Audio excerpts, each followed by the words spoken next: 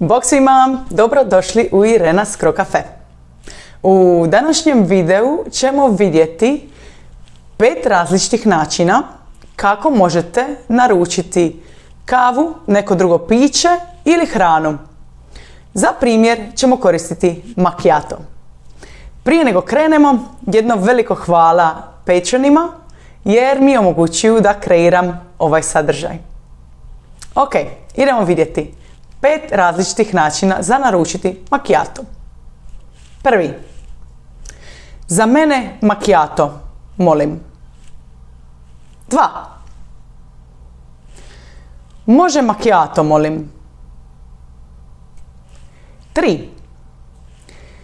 Dajte mi, molim vas, jedan macchiato. 4. Direktno. Jedan macchiato, molim. I 5.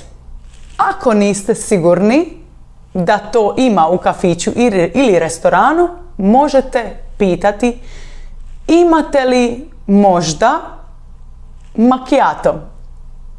Naravno, macchiato ima svugdje u Hrvatskoj, tako da bi to bilo smiješno pitati. Ali za nešto drugo ova rečenica može biti korisna. Ako želite učiti više riječi i vježbati vokabular, pridružite se našoj Patreon zajednici i učite s nama tamo.